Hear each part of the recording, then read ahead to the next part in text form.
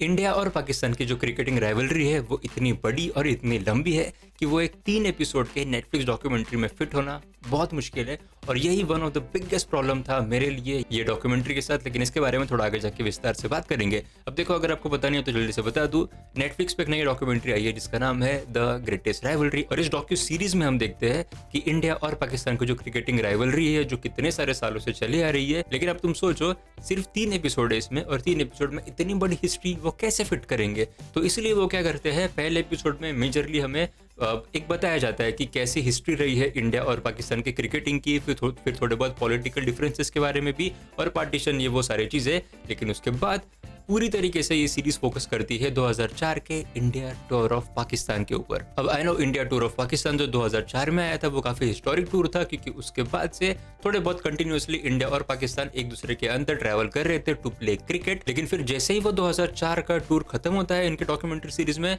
उसके बाद बस एक बुलेट पॉइंट्स की तरह वो एक एक पॉइंट्स को बस टच करते हैं और आगे बढ़ते हैं। लेकिन अगर तुम इस छोटे छोटे से पॉइंट्स को टच ही करके जा रहे हो तो एटलीस्ट सारे मेजर पॉइंट्स को तो भी टच करो। वो सीधा बात करते हैं आईपीएल के बारे में, फिर कैसे आईपीएल में इंडिया पाकिस्तान के प्लेयर्स खेले थे फर्स्ट सीजन में। फिर उसके बाद आप सबको पता है कि 26-11 हुआ, उसके बाद से पाकिस्तान के प्लेयर्स को बैन कर दिया। फिर उसके बाद सीधा जंप मारते हैं करंट टाइमलाइन में, सीधा 2025 में जंप करते हैं। बीच में क्या हुआ क्या पता, अरे कितना सारी चीजें हुए बीच में। 2012 में भी पाकिस्तान इंडिया आया था। फिर उसके बाद वो एक छोटे से पॉइंट पर टच करते हैं कि कैसे जब इंडिया पाकिस्तान के मैचेस इतने एक्सक्लूसिव हो गए तो फिर टीआरपीस हाई चली जाती थी। सिर्फ वर्ल्ड कप में ही हम खेलते थे या फिर एशिया कप में ही हम एक दूसरे के साथ खेलते थे, तो तब कितने ज़्यादा ब्रॉडकास्टर्स के जो पैसे होते थे, इनकम होते थे, वो हाई हो जाते थे। बस उतने ही चीज़ को उन्होंने टच किया एंड दैट्स इट। अरे हर वर्ल्ड कप में एक मैच होती है, उसके बारे में बात करो। फिर उसके बाद 2023 में इंडिया ने होस्ट किया पाकिस्तान को फॉर द वर्ल्ड कप, उसके बारे में बात करो। फिर कैसे हॉस्पिटैलिटी थी उसके बारे में बात करो। और उन्होंने सीधा आखिरी पॉइंट कहाँ पे खत्म किया कि 2025 में कैसा इंडिया हेजिटेंट है, इंडिया ट्रैवल ही नहीं कर रहा है वैसे चैंपियंस ट्रॉफी खेलने के लिए पाकिस्तान में।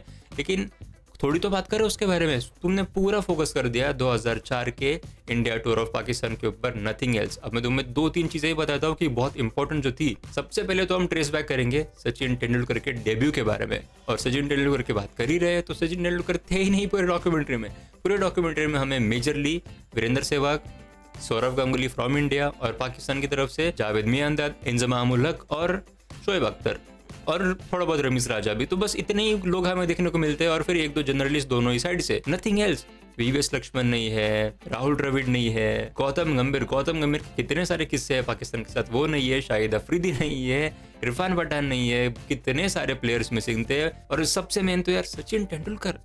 जब भी इंडिया पाकिस्तान के मैच की बात आती थी हर बार सचिन तेंदुलकर के बारे में ही बात होती थी। सचिन तेंदुलकर थे ही नहीं पूरी डॉक्यूमेंट्री में। और मैं बात कर रहा था कि क्या क्या चीजें मिसिंग थे, तो सचिन तेंदुलकर का डेब्यू, और कैसे ये छोटा सा बच्चा पाकिस्तान में जाके 50 बनाता है उनके वर्ल्ड क्लास फास्ट बॉलर्स के अगेंस्ट। फिर आगे जब हमने टूर करना शुरू करा तब उसी टूर के दौरान एमएस धोनी, इरफान पठान के बीच में हैट्रिक, टेस्ट मैच में हैट्रिक इज रेयर। फिर सबसे ज्यादा इंटरेस्टिंग तो 2007 का cricket world cup, T20 world cup, उसमें दुनिया का सबसे पहला बॉल आउट हुआ था इंडिया पाकिस्तान के बीच में।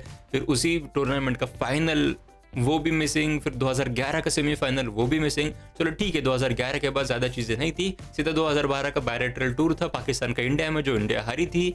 उसके बाद 2015 का वर्ल्ड कप, 19 का वर्ल्ड कप, बीच में चैंपियंस ट्रॉफी भी पाकिस्तान जीती थी अगेंस्ट इंडिया 2017 में।